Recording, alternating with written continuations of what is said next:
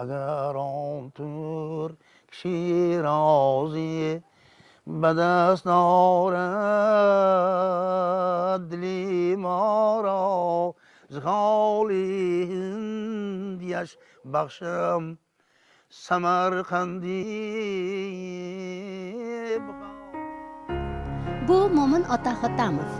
Bugungi ko'rsatuvimiz qahramoni 76 yoshda. Bu esa uning oilasi. Xoh ishoning, xoh ishonmang, otaxon haligacha nabira, abiralari bilan qo'shilib dars tayyorlashni kanda qilmaydi. Tez-tez o'z qo'li bilan palovxon to'rani qozonga bosib, piyoz va sabzilarni qizartirib, guruchni sayratib yuborishdan o'zida yo'q sevinib ketadi. Axir hamqishloqlar yig'ilishib, uning suhbatiga mushtoq bo'lishsa, o'z bilimdonligi bilan shunday faktlarni keltiradiki, eshitib turib, asosiy mavzu u yoqda qolib, shuncha narsani qanday qilib eslab qolarkin-a? Otaning miyasiga joylashgan kompyuteri hali baquvvat, zo'r ishlarkan-a deb qolishingiz tayin. Aytmoqchi, otaning sevgan mashg'uloti tirikchilik tashvishi bilan uyg'unlashib ketadi. Bu haqda sal keyinroq. Xullas, Mo'min ota haqida to'liq bilib bo'ldik. Bu yog'i qizig'i qolmadi demoqchi bo'lasizda. Yo'q, asosiysi endi boshlanadi. Agar ishonmasangiz, nimasini aytay? Aytadigan gap bir dunyo. Qaysi joydan boshlashni ham bilmaymiz.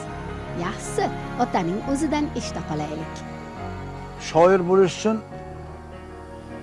kam deganda 15-20 ming misra she'rni yoddan bilish kerak. Meni o'zimda bitta hisob kitob borki, Navoiydan shuncha bilaman, Buqatdan shuncha bilaman, aytaylik Jomiydan shuncha bilaman, Hofizdan shuncha bilaman, Bedildan shuncha bilaman, Erkin Vohiddan shuncha bilaman. Xullas, she'riyat daholaridan Hammasi bo'lib 20 mingdan oshadi. Shuncha she'r bilaman ko'ho. Homid Alimjonda O'zbekiston degan she'ri 100 misradan oshiq misol. Hammasini yoddan bilasiz. Yoddan bilaman. Erkinda ham bir ikkita o'sha 100 dan oshiq she'rlar bor. O'zimni she'rlarimni. O'zimnikan bir 2000 3000 misra she'r bor-ku. Kam deganda bir 100 ta Navoiyni, Hazratlarini g'azallari bilan boshlanadigan qo'shiqni men bilaman. Qo'shiqni. Ko'pini kuylayman ham o'zimcha o'zim. Parizodi kumushkin zul canım mustaman etmiş malaik kuş.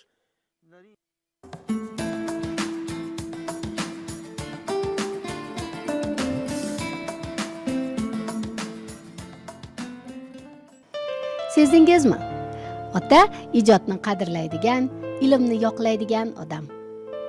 Ota hayotning mazmunini ilmdan izlab topishga intiladigan inson. Asli kasbi iqtisodchi.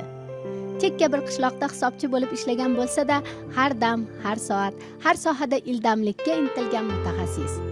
Zotan 6 ta tilni bilishi, tarjimalar bilan shug'ullanishi, bu borada yoshlarga o'rnak bo'lishi shundan dalolat. Jamiyatda 3 ta ilm bor. 3 ilm bo'ladi. Ilmi qol deydi, ilmi hol deydi, ilmi laduni deydi. Ana shu 3 ta ilmni ma'nosi bor. 3 ta ilmning ma'nosidan bittasi o'sha ilmi qol degan narsamiz. Bu mana hozirgi biz maktablarda beradigan, oilada ota-onasi savodini chiqarish uchun o'qitib, uni savodxon qilishini biz ilmi qol deb ataymiz. Demak, majburiy ta'lim. Majburiy ta'lim. Ilmi qol. Endi ilmi hol bor. Ikkinchisi ilmi hol, ana o'zingiz bilasiz, holatga o'tishda, tariqat tomonga o'tishda u ilmni ham o'rganish kerak. Mana biz uncha-muncha shunga harakat qilgan joyimiz ham bo'lganda. Endi o'sha ilmi hol tomonga o'tganingizdan keyin haligi haqiqatni izlaysiz. Shuni qanday qilib o'zingizni talantingiz, nima deymiz, iqtidoringiz bo'yicha bilishga harakat qilasiz. Intilasiz, ko'p kitob o'qiysiz. Shular orqasidan yurasiz. Ana endi so'ng siz ilmiy holatga o'tishingiz mumkin. Demak, o'zingiz xohlab. O'zi xohlab. O'zi xohlab, o'zini xohishi bilan ilmiy holatga o'tadi. Endi ilmiy holatdan tashqari uchinchisi yana laduni degan ilm bor bizda. taraqqiyotda. Nima degani? Endi laduniy degan ilmni faqat uni yuqoridan beriladi. Favqulodda beriladi. Tug'ma iste'dod. Tug'ma. Masalan, Navoiyga bergan.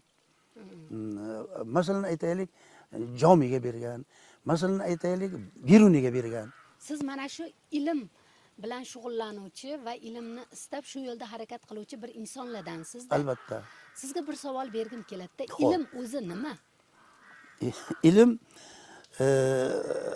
Ilm bu ma'rifat. Ilm bu bilim.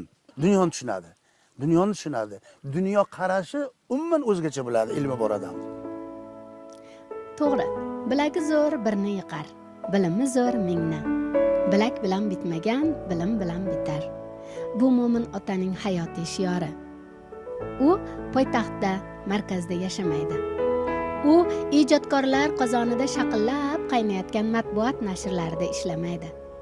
Yoki u olimlar davrasida o'z unvonlari bilan kerila olmaydi. Qo'polroq aytganda, mansabi ham, martabasi ham, unvoni ham yo'g'i, aslida juda ko'p. Uning martabasi juda baland.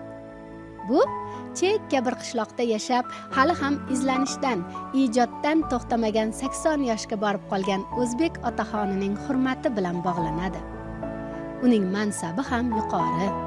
Bu bir og'iz istagi farzandlari ham qishloqlari orqali bir zumda hozir va nozir bo'lishida seziladi. Uning unvoni ham o'ziga xos. Bu katta, kichik, yosh va qari uning suhbatiga mushtoqlik bilan chog'langan mahallari juda bilinib qoladi.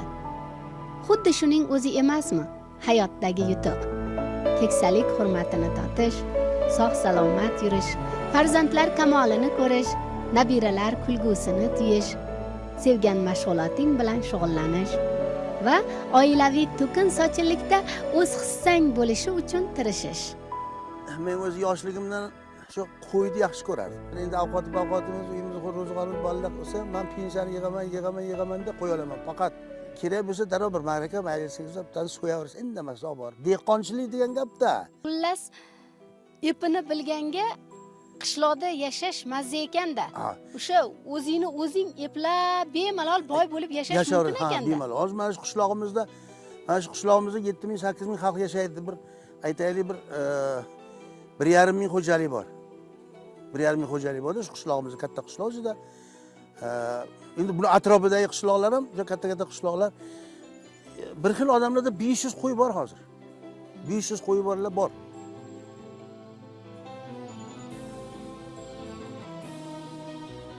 Demak, bu o'zlarini mehnat orqali. Bizni Balandchaqirimizdan ko'ra ham boshqa bir qishloqlar bor, juda zo'r yashaydiganlar qishloqlar bor, Shorvon orqasida. Mana vaqtda Qo'roq degan joy bor, vaqtda Sovot degan, Xo'jamishkin degan qishloqlarimiz adirlar. Meni tushunchamcha, bilishimcha qishloqdan shaharda yashashdan qishloqda yashash o'ng'ay. Mana ko'rganingiz bog'larimizni meva-chevasi, yong'oqlar, bodomlar bo'layotibdi. Qavm mayda-chuyda o'zimiz olamiz. Pomidorni mana ko'ryapsiz, o'zimizni pomidorni uzib chiqyapmiz. Kechadan chunki bu dehqonchilik. Hech narsa o'z qo'lingiz bilan qilib yetishtirib yeganingizga kelmaydi. Jizzax viloyatining Yangiobod tumanidagi Balandchaqir qishlog'ida tug'ilib o'sgan Mo'min Ota Hotamovning asli kasbi iqtisodchi degandik-ku. U avval iqtisod, keyin siyosat degan naqlni o'zicha tushunadi. 60-ingda olma eksang, 70-ingda yemishni yersan deya hovlidagi uzumlariga ishora qilsa, rejali ish, bejovli ish, bejovli ish, tejovli ish deya dasturxoniga ko'z qirini tashlaydi. Yana turib ot minib yaqinni ko'zlaguncha tuya minib uzoqni ko'zla deya o'zining haligacha reja bilan ovqatlanishi-yu, bir dardga chalinmagani, kutilmagan avtohalokatdan keyingi oyog'idagi asoratni hisobga olmaganda sog'lig'idan nolimasligini ana shu kun tartibiga qat'iy amal qilishining natijasi ekanini aytib, qovun eksang polizga, joy qilib qo'y dahlizga deya kulib qo'ydi-yu, ijodkorlarga xos so'zamollik bilan davom etib yana shunday dedi. Nihoyatda qattiq reja bor. Masalan, ovqatlanishimni 1 yil 10 oy bir xil rejim bilan olib boraman. O'sha soatda, o'sha minutda. O'sha soatdan oshmaydi. O'sha soat, o'sha minut. vrachlar ham katta olimlar ham juda to'g'ri qilasiz dedi. Lekin sog'lig'imdan nolimayman, biror joyimda og'riq, faqat oyoq shu avariyada qilgan bo'lgan.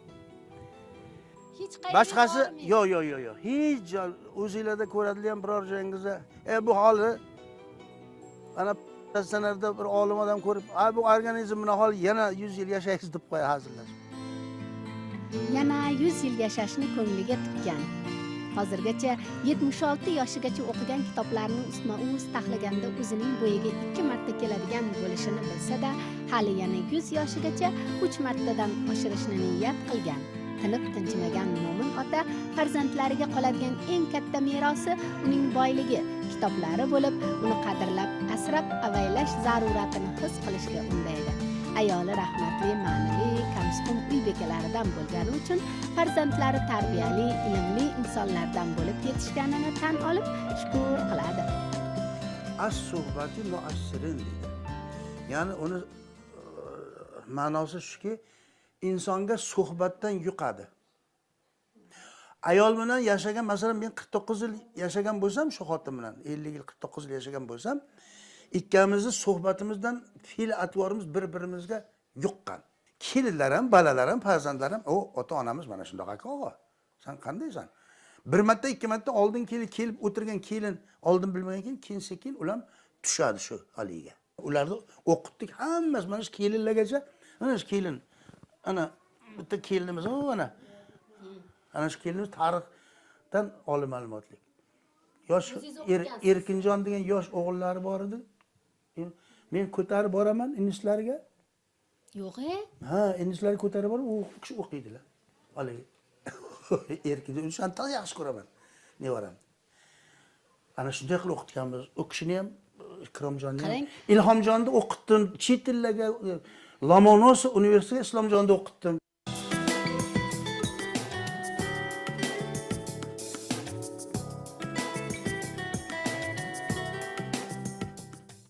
Kelinlarim oliy o'quv yurtlarida o'qiyotgan paytida farzandlarini men o'zim olib borib ko'tarib yurardim dedilar.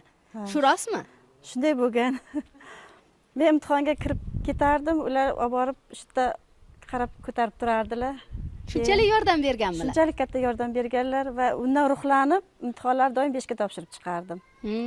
Ularning shu ko'maklari, shu mehribonchiliklari tufayli bir umr ulardan minnatdorman. Men doimo o'z farzandlarimga bobongiz butun boshli bir xazina. Siz ulardan doimo bahramand bo'ling. Ularda juda ko'p narsalarni o'rganasiz, juda ko'p bilimga ega bo'lasiz. Eshitmagan, hech kim bilmagan ma'lumotlarni olasiz deb doimo ta'kidlab boraman. Xazina bu bitmas, tuganmas boylik degani.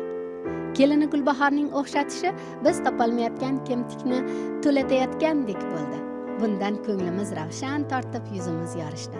Darhaqiqat, bizning ota-bobolarimizda barcha ezgu fazilatlar mujassam. Mardlik, saxovat, mehr-oqibat, bilimdonlik, ishbilarmonlik va hokazo. Xullas, ulardan har qancha o'rgansak arziydi. Mo'min otadagi farzandlarigacha sizlab gapirishi xushmuomalalikdan, kechalari kitob o'qib izlanishi ilmga chanqoqlikdan, haligacha qo'y boqib, uzum o'stirishi mehnatkashlikdan, nabiralarga nazoratni bo'shashtirmasligi, tarbiyaga munosabatdan, shogirdlar davra suhbatiga bosh o'qoshligi, ustozlik mahoratidan, ixlos bilan qozon osib, osh damlashi odamohilligidan darak bersa, ijodining barakasi ko'p o'qib o'rganishidan desa bo'ladi. Endi siz bu sohada o'qimagansiz-da. Shunchaki o'zingiz qiziqib o'qqanlardansiz. O'zingizni shoir deb hisoblaysizmi yoki havaskor deysizmi yoki ijodkor deysizmi? Ijodkor deymiz. Ijodkor deb hisoblaysiz. Ijodkor deb hisoblayman. Demak, shoirlikka hali da'vogarlik qilmaysiz. Davom yo'q. Har xil odamlar bor-da. Ulardan har xil fikrlar chiqadi. Hozir sizni eshitib turib, 80 yoshga borib qolgan ekan. Qator-qator kitoblar chiqazib, kechasi bilan o'tirib, yozib, chizib, bunga nima kerak ekan? Bu narsalar, bu kitoblar, bu ijodi unga nima berar ekan deganga o'xshagan bir fikrlar ham paydo bo'lishi mumkin. Bo'ldi shular. Siz nima javob bergan bo'lardingiz? Shu gaplar bo'lgan. O'zingizga ham aytishganmi? Shu gaplar bo'lgan, yuzimga aytgan. Xafa bo'lmaganmisiz? Yo'q, xafa bo'lganim yo'q. Nima deb javob bergansiz? Men ularga javob berganmanki, menga endi bu dard ekan dedim. Bu kasallik. Dard, kasallik. buni men hech o'zimdan nari ketkazolmayman. Bu yomon kasallikmi? Kasallik, nima yomon kasal deyish mumkin. Kauch kishida shunday yomon kasal deyish mumkin. Qiynalasizmi yoki Ha? qiynalasizmi yo zavq Zavq olasizmi? Ikki misra she'r yozsangiz, ikki misra g'azal yozsangiz, bunga zavqlanmaysizmi? Shundaqa zavqlanasizki, yoki bitta she'ringizni birov ashula qilib aytib turgan bo'lsa, Sizdan baxtli odam yo'q. qanday bundan baxtli odam bo'lmaydi hech vaqt.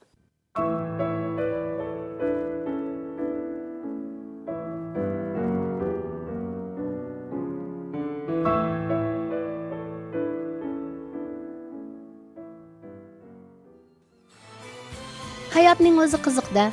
Ba'zan o'zimizni 80 yoshga borib qolgan paytimizni tasavvur qilsak, hayolatimiz xiralashib ketgandek bo'ladi. Aslida hammasi o'zimizga bog'liq. Ba'zan esa nafaqaga chiqqandan keyin uyda o'ralashib qolib kasallikka chalinadi deyishardi. Bu ham noto'g'ri. Aksincha, agar odam xohlasa va harakat qilsa, qaynoq hayot ichida bosh-qosh turadi. Fikrimizga Mo'min ota dalil bo'la oladi. Uning hayot yo'lini kuzatib, o'rganib, ko'p jihatdan namuna bo'larli tomonlarini ko'rishga ulgurdik. To'g'ri, uning qator kitoblari, tarjimalari, she'riy to'plamlari, ilmiy tahlillari o'z yo'liga, yuragidagi ezgulikka intilishi, kelajakka ishonchi, yaxshilikka iymon keltirishi va boshqalarni ham shunga undashi eng asosiysi deb o'yladik. Zero qalbda ishonch bor ekan, qolgan hammasi yaxshi bo'ladi.